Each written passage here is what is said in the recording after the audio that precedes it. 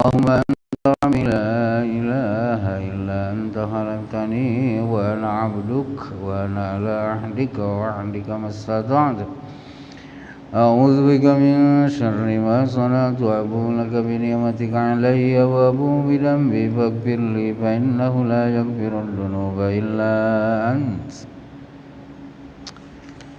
Kita lanjut ya, sekarang hadis. Kemarin fikih ya, 3 pertemuan, sekarang hadis. Terakhir kita membincangkan babun kaifiyatus salam. Bab membicarakan tentang bagaimana salam itu, gitu ya. Jadi kita berbicara tentang tata cara salam. Kemarin sudah ya, bahwa orang yang bersalam itu disunahkan untuk berucap Assalamualaikum warahmatullahi wabarakatuh menggunakan dhamir jamak kum, ya. Meskipun yang diberi salam itu seorang atau 2 orang. Berikutnya yang menjawab salam menjawab Waalaikumsallamu warahmatullahi wabarakatuh. Fayati biwawil atfi fi qawlihi wa'alaikum. Yang menjawab dia memulai salamnya dengan kata wa, pakai wawu ya, wa'alaikum. Nah itu. Sampai hadis ketiga kemarin dari Anas radhiyallahu taala anhu, kata beliau bahwa Nabi apabila bersalam kepada satu kaum maka beliau mengulangi salamnya itu sampai 3 kali ya, di riwayat Bukhari. Kata Imam An-Nawawi, peristiwa seperti itu cara bersalam gitu ya. Cara bersalam sampai 3 kali ngulang salamnya itu. Nah, itu diihtimalkan, dimungkinkan bahwa jamaahnya banyak. Jamaahnya banyak. Nah, itu kan termasuk cara ya. Cara bersalam tuh gitu. Jadi kalau jamaahnya banyak, ada contoh dari Rasul, beliau mengulang salamnya sampai 3. Nah, sekarang hadis keempat. Dari Al-Miqdad radhiyallahu ta'ala anhu, Al-Miqdad binil Aswad ya, Al-Kindi.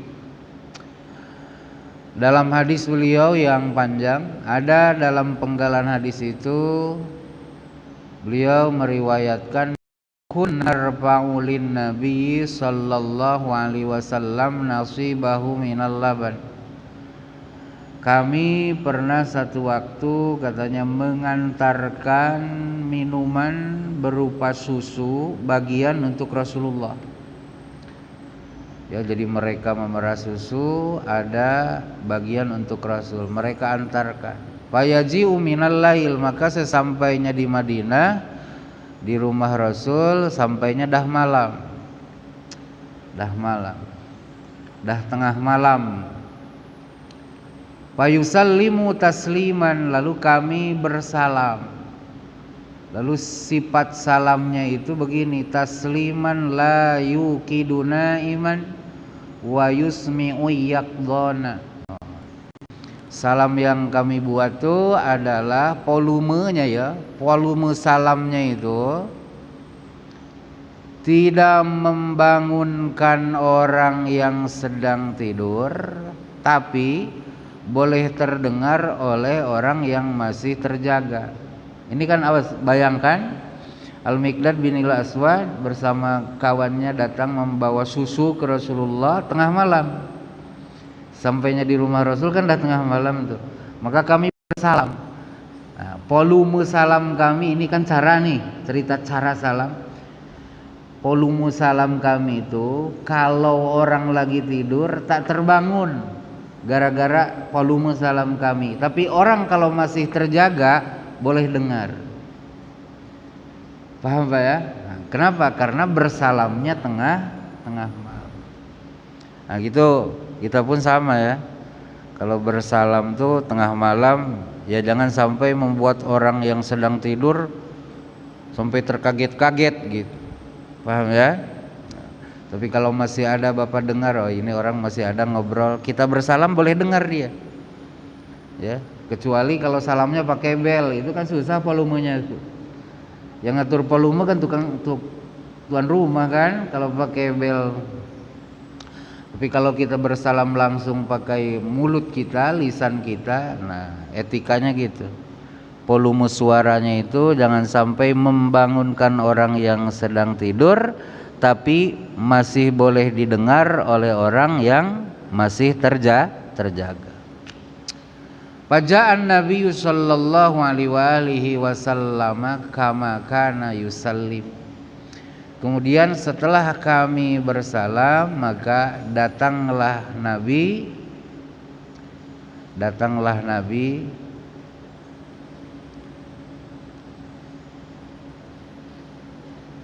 ya, artinya beliau menjawab ya, menjawab apa yang salam yang disampaikan oleh mereka.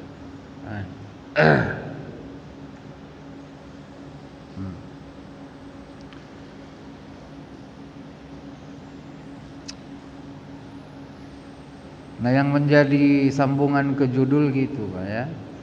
Jadi kaifiyah salam tengah malam tuh jangan mengganggu, membangunkan lah gitu ya, membangunkan volume salam kita, jangan membangunkan orang yang sedang tidur, tapi masih boleh terdengar oleh orang yang masih terjaga. Nah, kaifiyah ya.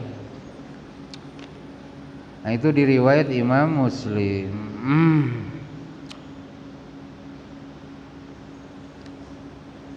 Berikutnya di hadis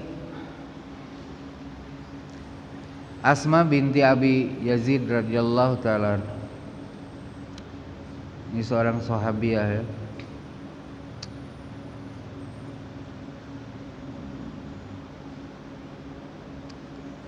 Kata beliau, anna Rasulullah sallallahu alaihi wasallam marra fil masjid yauman wa usbatun minan nisa'i qudun.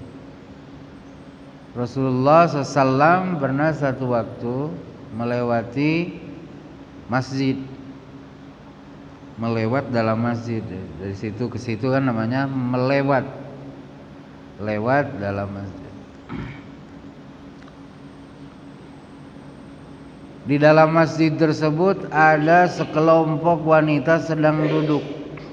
Nah, ini berarti Bapak boleh bayangkan, di zaman Nabi ada keadaan di mana wanita-wanita duduk dekat masjid.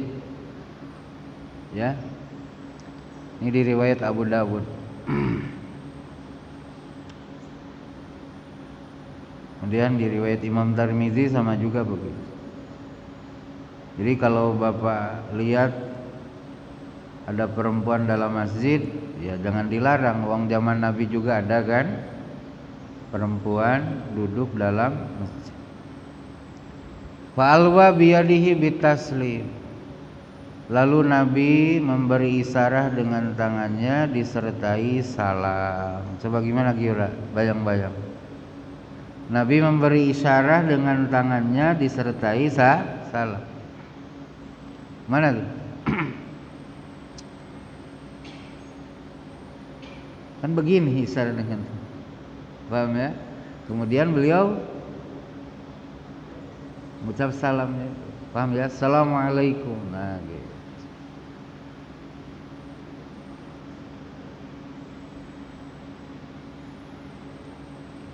Jadi boleh bersalam kepada kaum perempuan.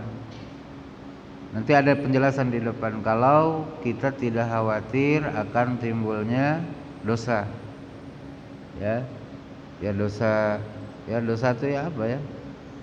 Melihat yang tak pantas, gitu kan? Jadi boleh bersalam tuh ngucap salam, bukan salaman ini ya, awas ingat. Ini musafaha namanya, bukan salam. Gitu. Bersalam tuh mengucapkan assalamualaikum. Kemudian disertai dengan apa? Isyarat tangan. Kira-kira isyarat tangannya gimana? Kan ada juga sekarang isyarat tangan tuh gini. Assalamualaikum. Ada kan? Ada juga assalamualaikum. Mana kira-kira? Hah? Tak dijelaskan di sini. Pokoknya Rasul alwa biyadi. Alwa itu asyara, memberi isyarat dengan tangannya. Kemudian ada penjelasannya, wal isyarah bil yadil yumna.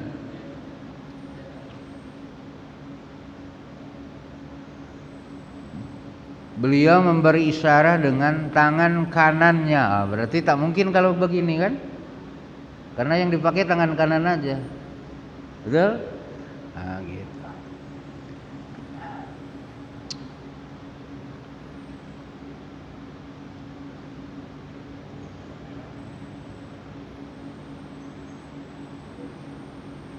Dimungkinkan posisi perempuan itu tidak dekat dengan Nabi, gitu ya. Dimungkinkan kata para ulama posisi perempuan waktu Nabi lewat itu tidak dekat dengan Nabi, gitu. Dimungkinkan jauh, sehingga salam Rasul itu karena tidak terlalu kuat mengucapkannya, nah, maka diberi isyarat dengan dibantu dengan isyarat ya.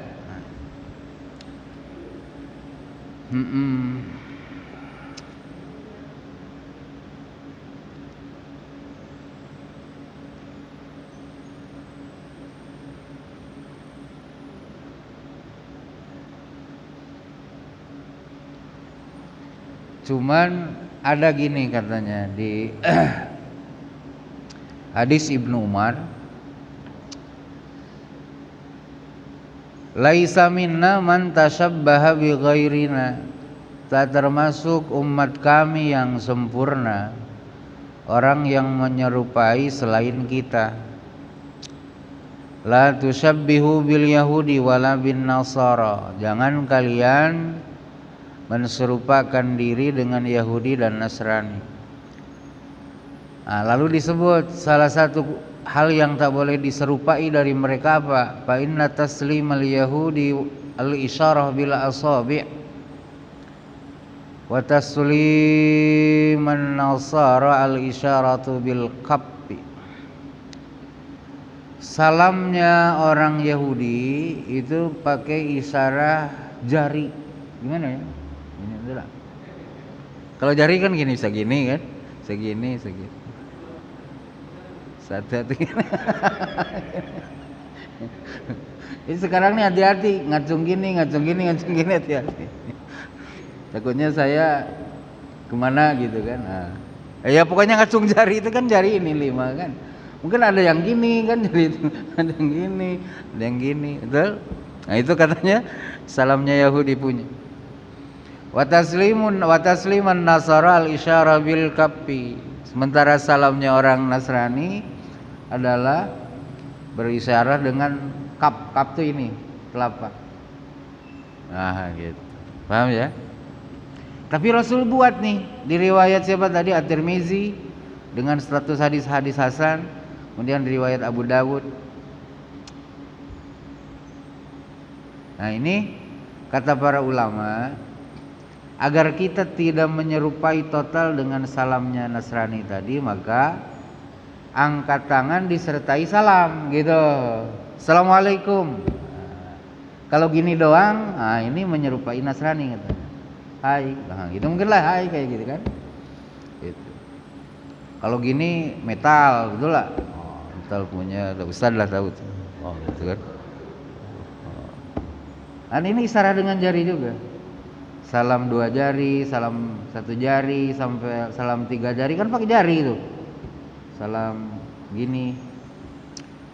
Kalau Nasrani pakai telapak tangan.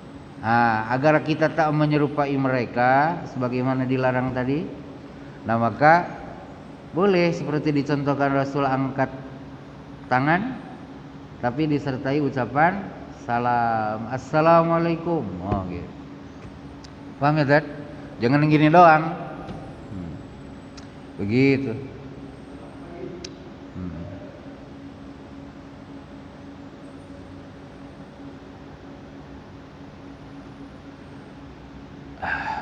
Gitu. Dah.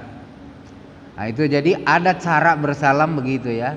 Awas, tadi hadis nomor 4, cara bersalam tuh kalau kita bertamunya ke rumah orang tuh tengah malam yang dimungkinkan penghuni rumah tuh sebagian dah pada tidur, betul? Nah, volume salamnya jangan terlalu nyaring yang mana bisa membangunkan orang yang sudah tidur, betul?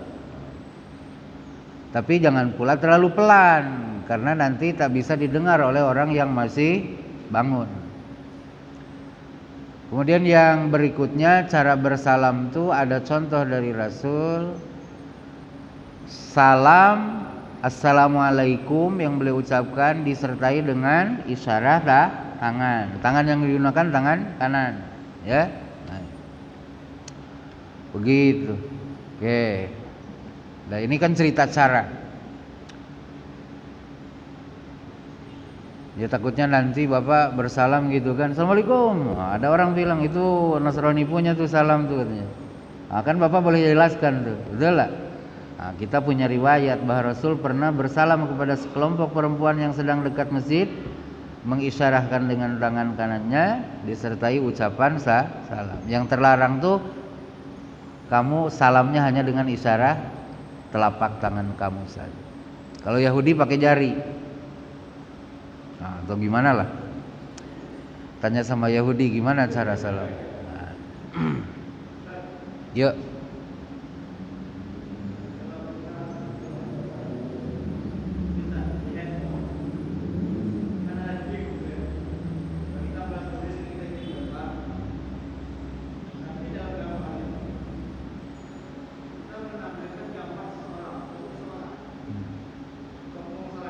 Ya.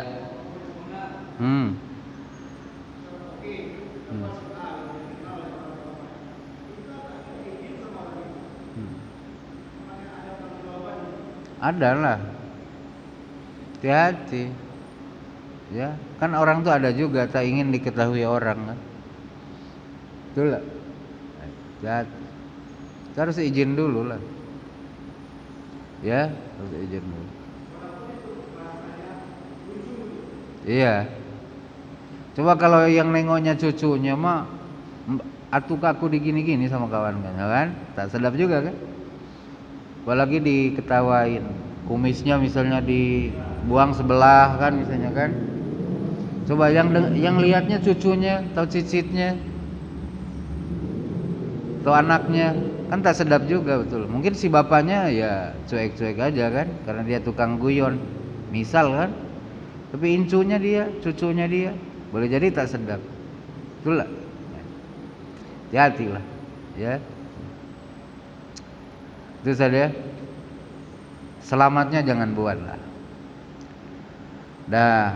Berikutnya di ke-6. Awas judulnya awas tentang cara bersalam ya, cara. Dari Abu Jur Al-Hujmi radhiyallahu taala anhu kata beliau, ataitu Rasulullah sallallahu alaihi wasallam. Saya pernah mendatangi utusan Allah sallallahu alaihi wasallam.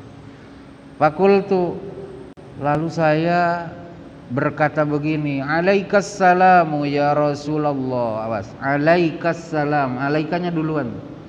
Biasanya kan assalamu alaika, ini enggak, alaikassalamu ya Rasulullah. Padahal dia dalam posisi sedang bersalam, memulai salam.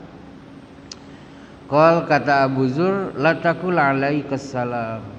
Kata Abu Zur, Rasulullah berkata, Abu Zur, jangan kamu katakan alaikassalam. Fa inna alaikassalam tahiyatul mauta. Karena bersalam dengan mengucap alaikassalam itu adalah penghormatannya orang-orang yang mati. Jadi tadi gitu. Jangan mengucap salam permulaan ya. Alaikassalam. Nah, gitu. Jangan. Nah, itu tahiyatul mauta. Penghormatannya orang-orang mati.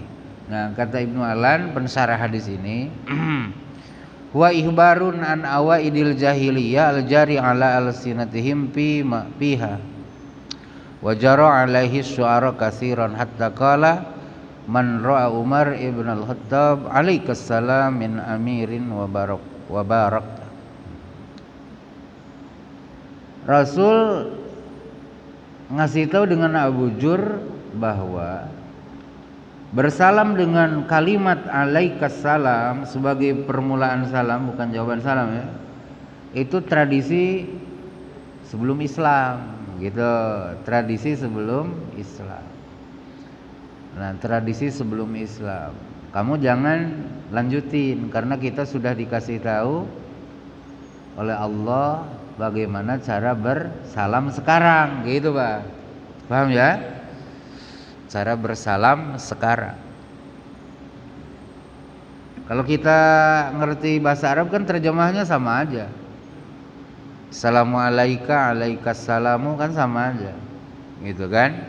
Bahkan di alaikassalamu ada taksis karena mendahulukan khobar yang harusnya berikutnya kan, tidak di awal omongan. Tapi karena itu adalah awaidil jahiliyah, tradisi-tradisi yang berlaku di zaman jahiliyah, kemudian ada penggantinya yang sudah diajarkan, maka itu tinggalkan gitu. Paham ya? Karena ada yang sudah diajarkan lebih baik. Yaitu tadi yang di awal judul, Assalamualaikum warahmatullahi wabarakatuh. Jangan jangan alaikas salamu ya, jangan alaikas salamu, tapi assalamu alaikum. Assalam dulu baru alaikum gitu ya. Rasul memberi alasan cara bersalam, awas. Cara bersalam dengan mendahulukan alaika dalam permulaan salam kita ya. Nah, itu tahiyatul mauta. Karena kalau kita menjawab salam justru alaikanya harus duluan. Paham ya? Misalnya Ustadz bersalam dengan saya. Assalamualaikum ya Rustam misalnya kan. Saya bilang, "Waalaikumsalam ya Ustadz." Kan alaikanya duluan kan? Paham ya? Nah, itu dalam jawab. Ini mah dalam permulaan salam. Jadi kalau kita nak bersalam ke orang bukan menjawab ya. Nak bersalam ke orang kata Rasul alaikanya jangan dahulukan. Paham enggak? Jadi jangan dikata alaikas salam, tapi harus assalamu alaik. Paham ya? Nah, kemudian masa jahiliyah itu disebutnya al-mauta. Al-mauta itu orang-orang mati. Al-mauta itu kan jama' mayyit gitu kan. Kalau mayyit kan satu, mayyitah satu. Kalau mauta yang banyak, orang-orang mati yang banyak. Padahal orang jahiliyah itu hidup juga, betul lah. Mereka kan bukan pampir, manusia juga kayak kita. Cuman punya kelaku kayak orang bodoh kan, mempersekutukan Tuhan, tidak tidak memiliki peri ke manusia. Nah, disebut sebagai orang-orang mati, ya. Apa tuh?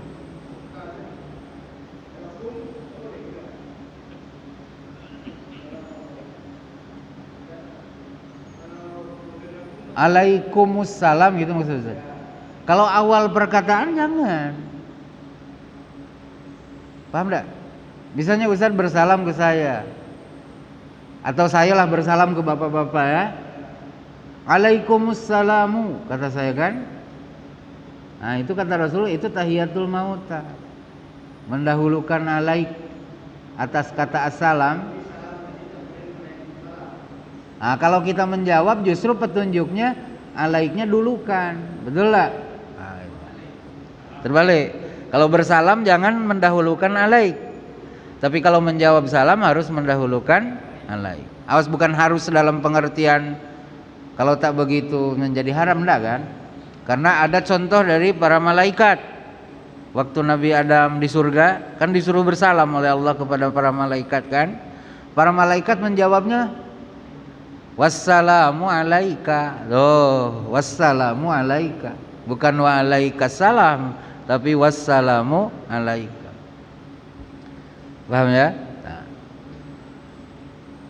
Nah itu ya.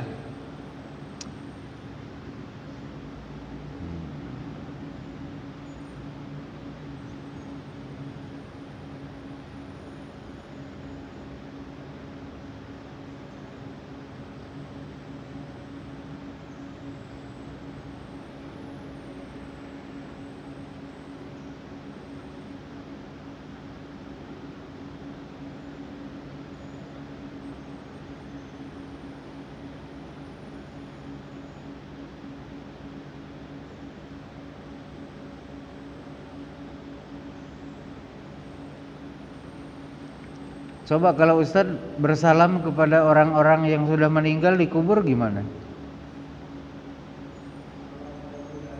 Oh kan gitu. Assalamualaikum ya ahlal kubur gitu kan. Tidak alaikumussalam ya ahlal kubur kan tak begitu kan? Sama aja assalamualaikum ya ahlal kubur. Ya, maknanya gini, tahiyatul mauta itu jangan diartikan cara bersalam kepada orang-orang mati gitu. Karena contoh dari Rasul, cara bersalam ke orang-orang yang sudah meninggal pun sama seperti cara kita bersalam ke orang-orang hidup. Seperti di Sayyidah Aisyah meriwayatkan kan gitu. Tengah malam Rasul katanya keluar dari rumah. Saya cari-cari tak ada, saya intai, oh ke sana diikut dari belakang. Ternyata ke kuburan di Madinah tuh kan. Setelah dekat saya dengar apa yang diucapkan Rasul. Ternyata Rasul bersalam tuh. Assalamualaikum ya ahlal kubur. Itu kan? Minal muslimina wal muslimat yaghfirullahu lana walakum antum salafuna wa nahnu bil athar. Oh. Kayak ngobrol. Kayak ngobrol kan? Kayak ngobrol. Keselamatan untuk kalian wahai penghuni kubur, muslimin muslimat. Semoga Allah mengampuni kami dan kalian. Kalian tuh senior kami, mendahului kami, dan kami nyusul nanti. Paham dah Pak? Tapi Bapak jangan menanti jawaban dari mereka. Cukup Bapak aja yang disuruh bersalam. Tak ada perintah dalam Quran, tak ada perintah dalam hadis kepada orang-orang yang sudah meninggal. Nanti kalau ada orang bersalam jawab ya, tak ada. Paham enggak? Yang masih hidup yang kena taklif menjawab. Kalau orang meninggal tak ada kena kewajiban lagi. Cuman ada hadis yang menyebutkan bahwa kalau Bapak kita semua bersalam dengan Rasul, nah ada khusus malaikat yang menyampaikan salam kita kepada beliau. Inna lillahi malaikatan sayyahina fil ard yuballighunani min ummati assalama. Sungguhnya Allah memiliki para malaikat yang banyak yang berjalan-jalan di muka bumi ini, kemana-mana ngeluyur nyari orang yang bersalam dengan Rasul. Apabila mereka mendengar ada orang bersalam kepada Rasulullah, maka dia menyampaikan salamnya itu, salam umat Rasul itu kepada Rasul. Lalu Rasul menjawab. Paham ya? Lalu Rasul menjawab. Maka kita boleh membayangkan Rasulullah itu tak ada henti-hentinya kan menjawab salam umatnya. Selama ada orang sholat, selama itu pula orang bersalam dengan Rasulullah. Betul lah? Sholat maghrib tadi kita 2 kali bersalam dengan Rasul. Assalamualaikum ayyuhan nabiyyu wa rahmatullahi wa barakatuh. Nah, itu segera malaikat tuh pergi kepada Rasul. Ya Rasulullah, umatmu membaca salam. Rasul menjawab, Waalaikumsalam warahmatullahi wabarakatuh. Oh, wajarlah kalau kemudian orang sholat tuh kata baginda Rasul seperti orang yang mandi sehari semalam 5 kali, tak tersisa lagi di tubuhnya kotoran. Kenapa? Ya itu tadi diantaranya itu adalah karena Rasulnya ikut mendoakan kita. Betul lah. Nah, semoga kamu pun diselamatin Allah, disayangin Allah, diberikan keberkahan oleh Allah. Gitu Pak. Kalau kita ngitung husunya Pak, tak husu sholat kita tuh. Banyaknya mah betul lah. Kebanyakannya mah tak husu. Paham dah ya? Mungkin jadi, boleh jadi, betul lah. Itu sholat menjadi penghapus dosa kita tuh karena jawaban salam Rasul kepada kita. Gitu maghrib kita 2 kali, nanti isya kita bersalam lagi kepada Rasulullah 2 kali, nanti subuh sekali kita bersalam.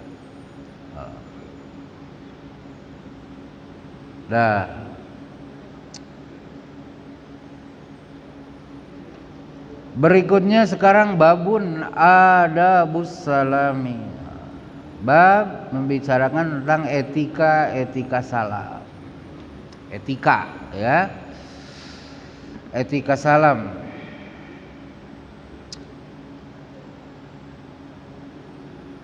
Dari Abu Hurairah, di riwayat Abu Al-Bukhari,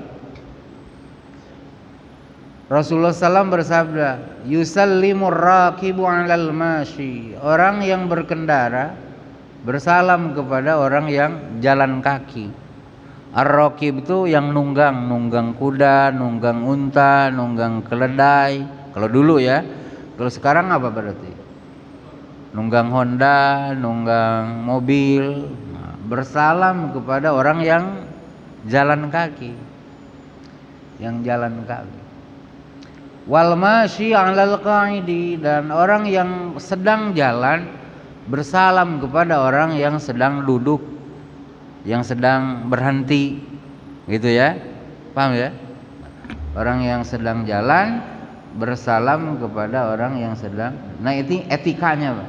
Etikanya gitu. Keutamaan salam tuh yang di atas kendaraan bersalam kepada orang yang jalan kaki, yang jalan kaki bersalam kepada orang yang sedang duduk.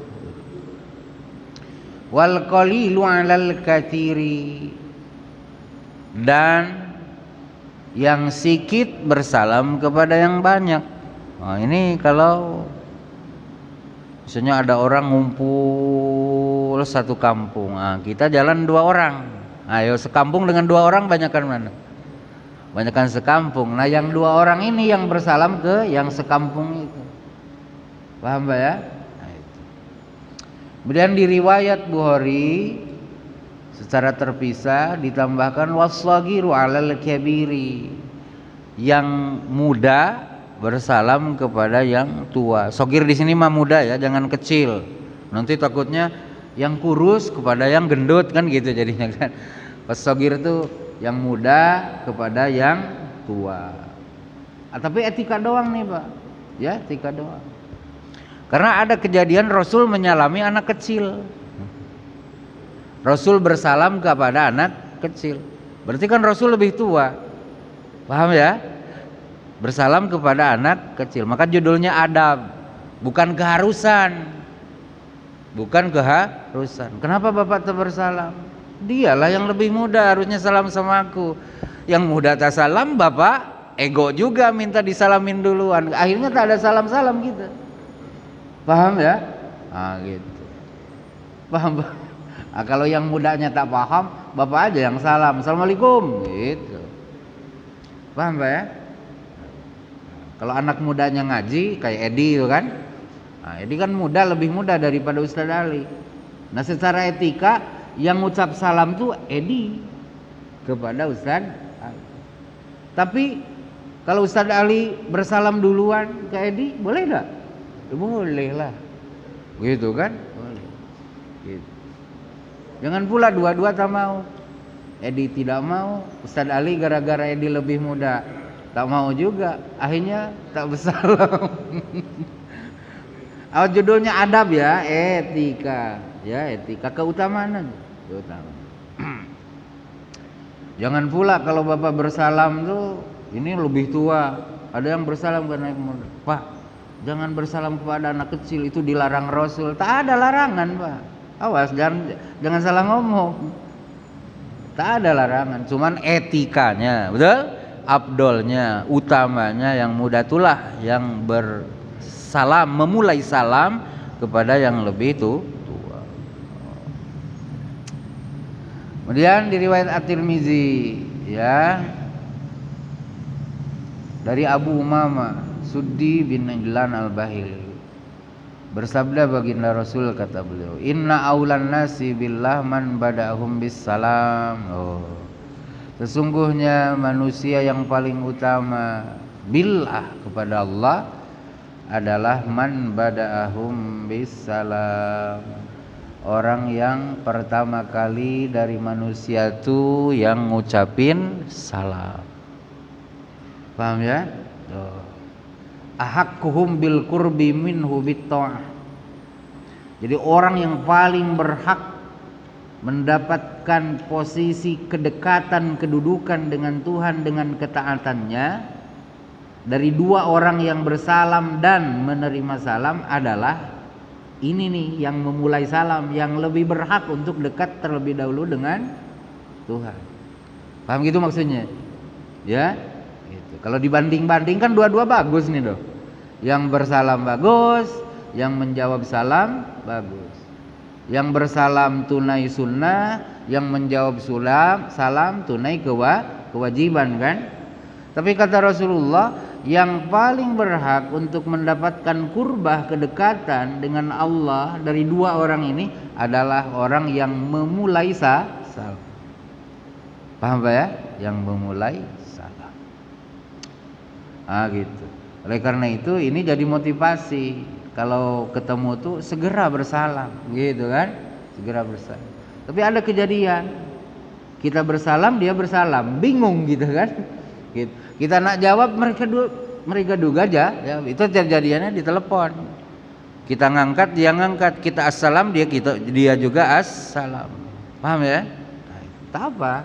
Nanti pada akhirnya kan ada yang memulai, betul? Ada yang menjadi penjawab.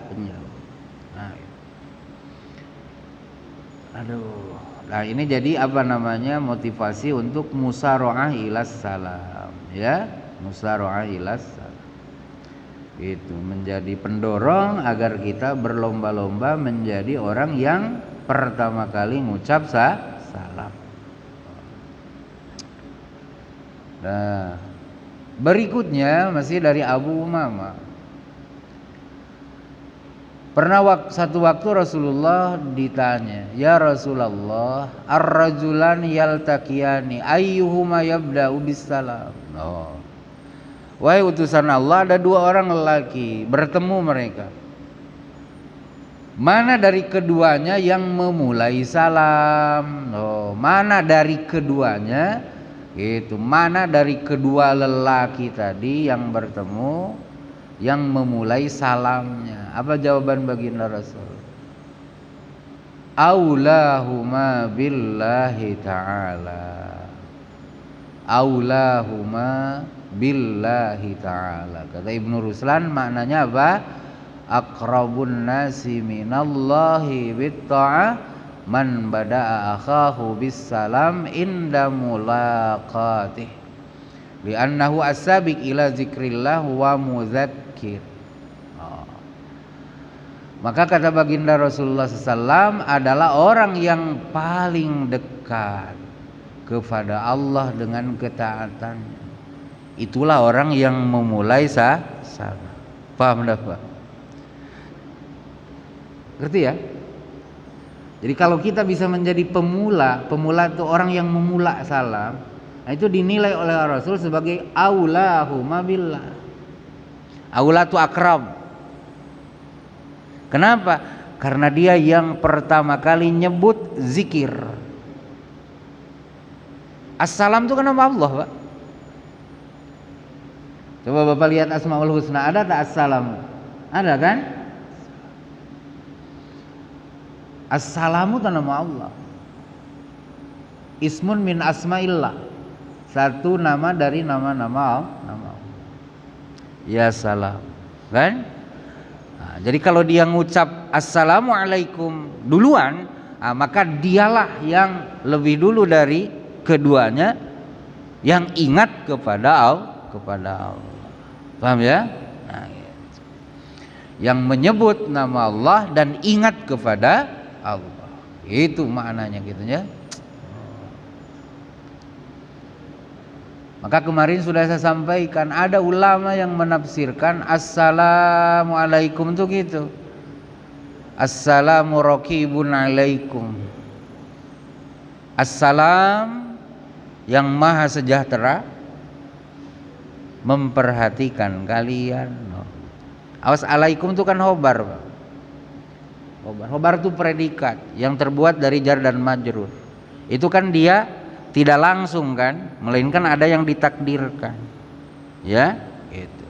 Nah, ada yang menakdirkannya itu antara assalam dan alaikum tuh kata raqibun.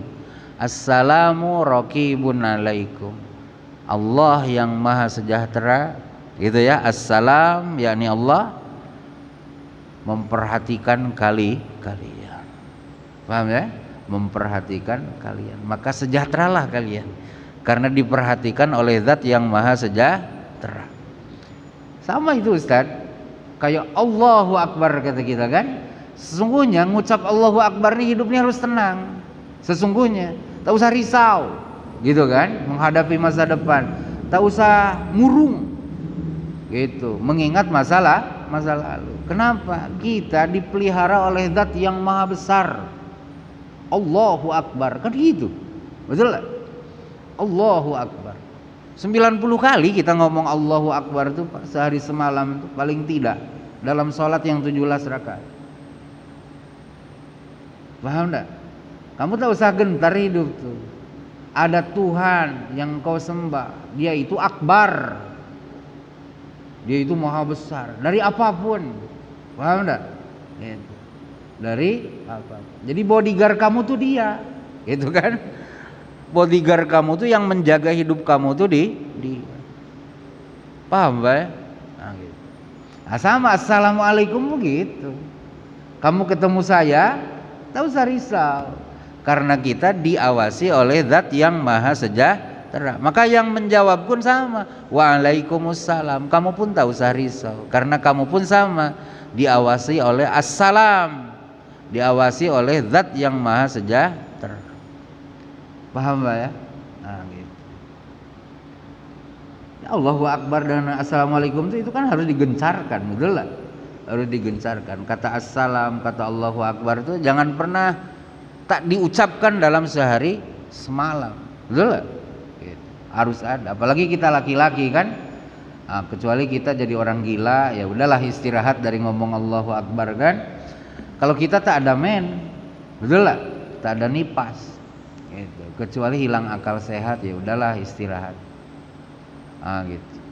Ya mudah-mudahan lah sampai nak mati itu masih nyebut Allahu Akbar. Ah gitu. Nah itu ya etika salam. Nah lanjut. Babun istihbabu i'adatis salam alaman takarrara liqa'uhu ala kurbin bi andahala thumma kharaja thumma dahala fil hal aw hala bainahuma syajarah wa nahwa. Judul baru nih. Disunnahkan mengulang salam kepada orang yang perjumpaannya denganmu tuh berulang-ulang dan masa perjumpaannya tak lama, dekat ya. Contoh, dia masuk ke rumahmu bersalam, kemudian dia keluar bersalam juga tuh. Tak lama setelah itu ngambil sesuatu dari jok Hondanya, masuk lagi ke rumahmu bersalam lagi gitu ya. Atau antara dia dengan yang menerima salam itu terpisah oleh dinding, oleh kayu. Maka kalau ketemu lagi bersalam lagi. Sunnah judulnya istihbab, dianjurin. Salam itu diulang-ulang meskipun baru bersalam, asal ada perpisahan, keterhalangan kita dari mata dia, udah, kemudian bertemu lagi, bersalam lagi. Gitu ya. Ini kalau kita praktekkan, kalau tak ngerti judulnya ini kacau katanya lepas ngaji ini. Salam aja kerja dia. Betul lah. Salam aja kerja. Aduh habis ya. Nanti kita lanjut. Ya judul hadisnya belum ya, baru judul. Demikian mudah-mudahan ada manfaatnya.